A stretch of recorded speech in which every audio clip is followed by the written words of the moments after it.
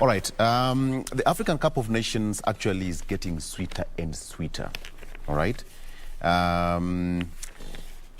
It's going to be an amazing show moving forward to the finals of that particular match. Now, moving to the front page of our local dailies here, the Star newspaper, Uhuru. Mudavadi disappointed me. Mudavadi disappointed me at State House meeting a day after the Sunday earthquake. The president tells loyal leaders to get ready and hit the road and start the campaigns. That is what's on the front page of the Star newspaper. There you have it there.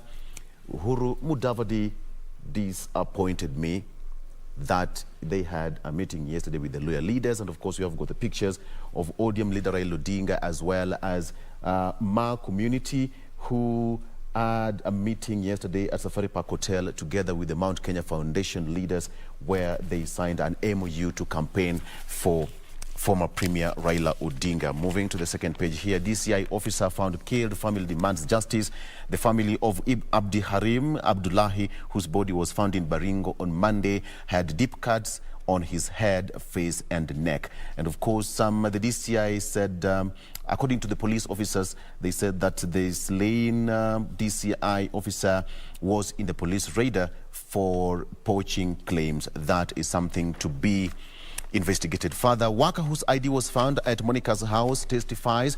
He says that he worked there for one day, left ID at the gate, but security later couldn't find it.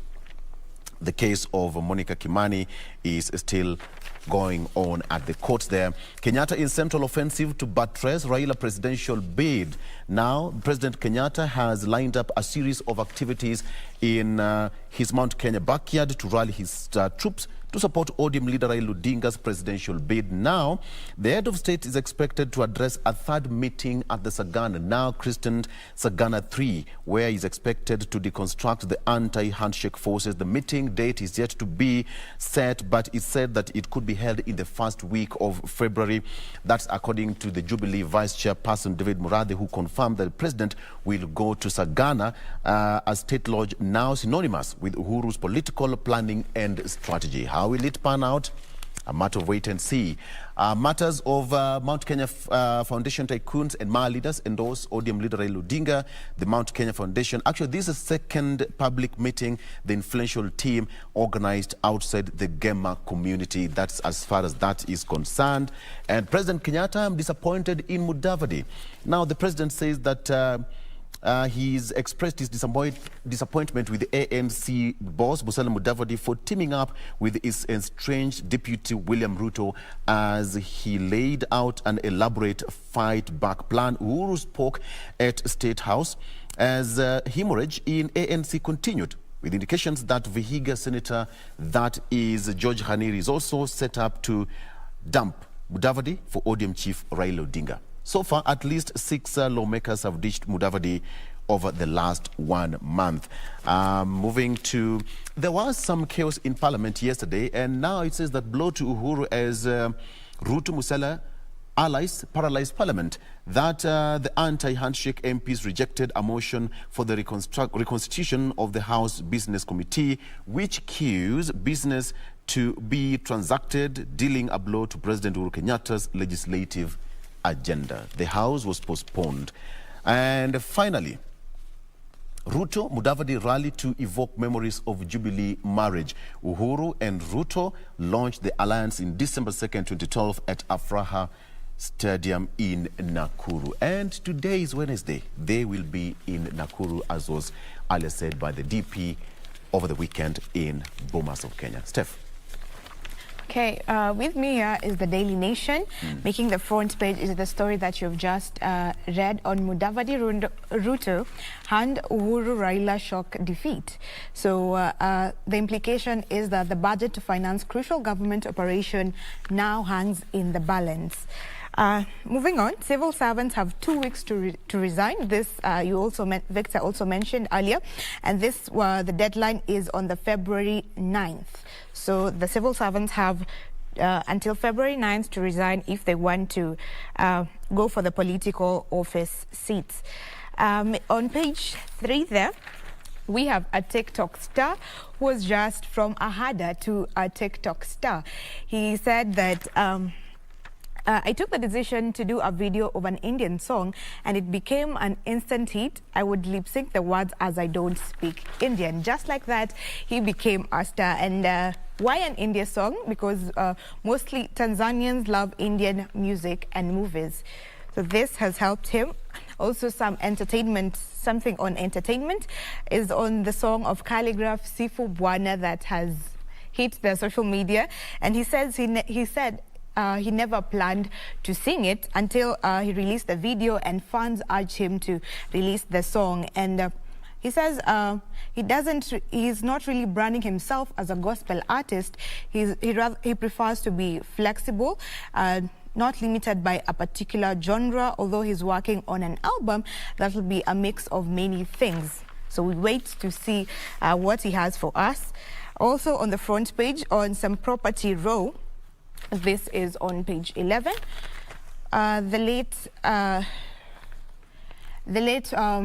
Senator, Homa Bay Senator Otieno Kajwang still has some dispute over his succession case because his family is yet to agree on how the property will be shared out.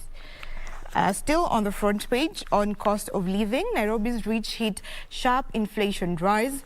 That is on page, you can find that on page 10.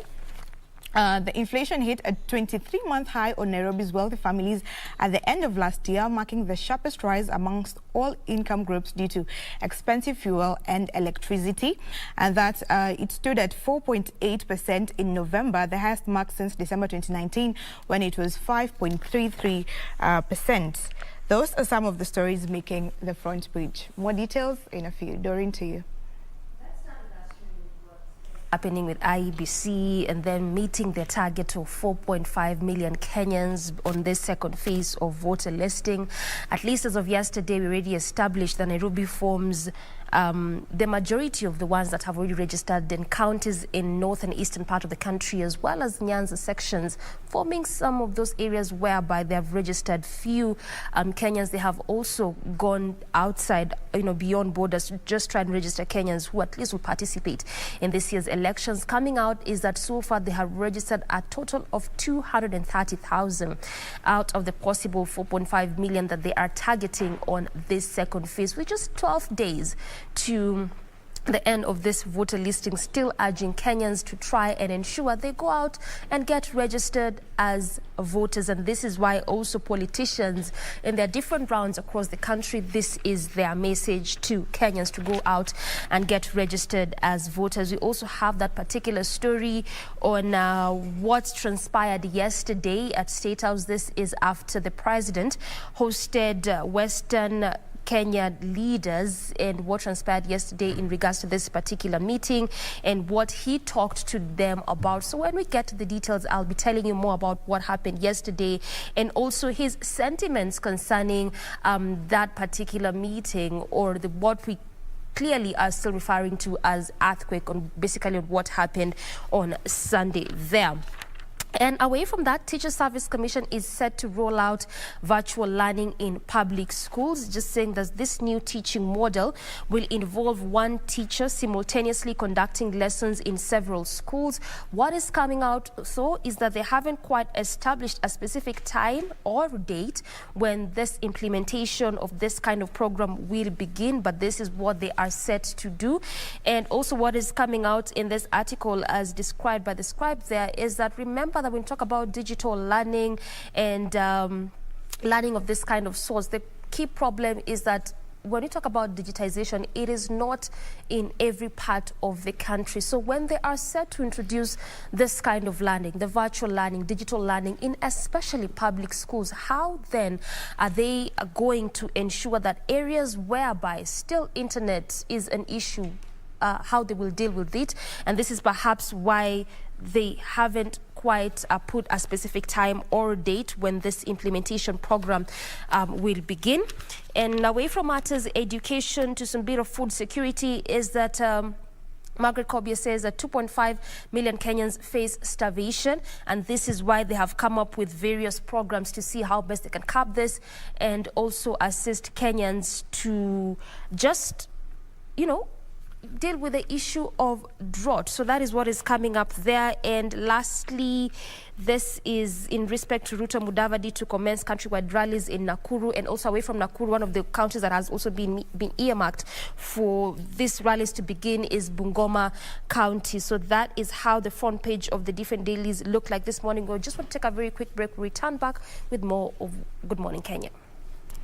I have a copy of the Standard with me this morning, and I'll try to be very brief. Seems the scribes were reading from the same page, matters of politics. So what happens after the quake? Uhuru is seeking to tame Deputy President in Western, and rallies allies there to hit the road campaign trail there to popularize, Azimio la Umoja, so to speak. So the question is, what are the cards on the table when it comes to Kalonzo Musyoka? And what does the Kalonzo Musyoka factor have to do with matters politics, so to speak? Some analysts have come out and said that, the fate of Ruto and Raila is lying on Kalonzo's hands. Further on, matters of house business that was disrupted yesterday. So then you understand that some of the things that might be pending, including a finance bill 2022-2023. You can get further details on our website.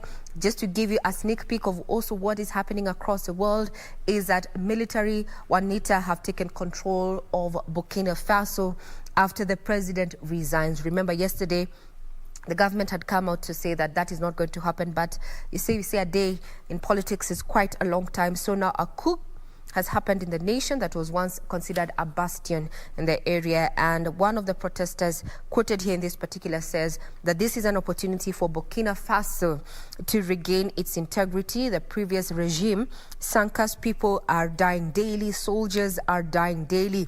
There are thousands displaced. Now back at home and focusing on sports, we have a teen sensation who is making headways in as far as matters tennis is concerned. Who am I talking about?